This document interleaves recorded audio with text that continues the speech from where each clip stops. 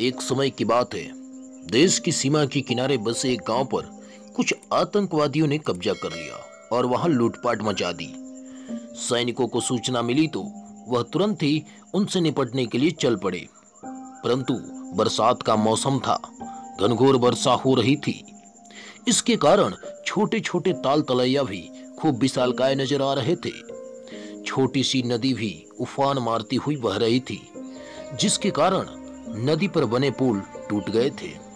सैनिकों को वह नदी पार करनी थी, मगर पार कैसे करते?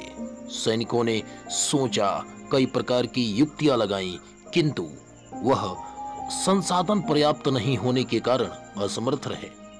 सैनिकों ने देखा कि पास में एक झोपड़ी है। सैनिक उस झोपड़ी में गए।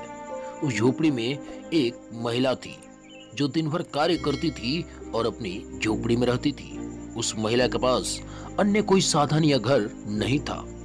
सैनिकों ने जब सारी बातें बताई कि आतंकवादी गांव पर कब्जा कर चुके हैं और हमें फौरन वहां पहुंचना है, इसके लिए नदी पार करने के लिए कुछ लकड़ियों की आवश्यकता होगी, जिसके कारण वे सभी नदी पार कर सकेंगे।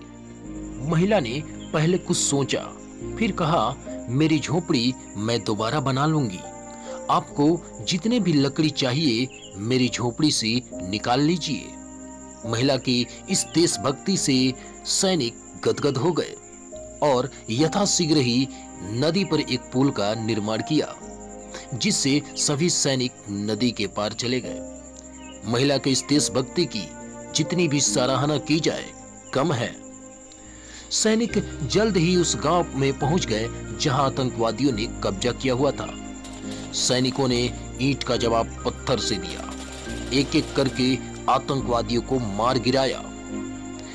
बड़ी कड़ी मशक्कत के बाद हमारे सैनिकों ने आतंकवादियों पर विजय प्राप्त किया और उस गांव को संकट से बचा लिया। इस कहानी से हमें यही शिक्षा मिलती है कि देश प्रेम और देशभक्ति से बड़ा कोई धर्म नहीं है। देश है तो हम हैं, ऐसा मानकर देश की सेवा करनी चाहिए।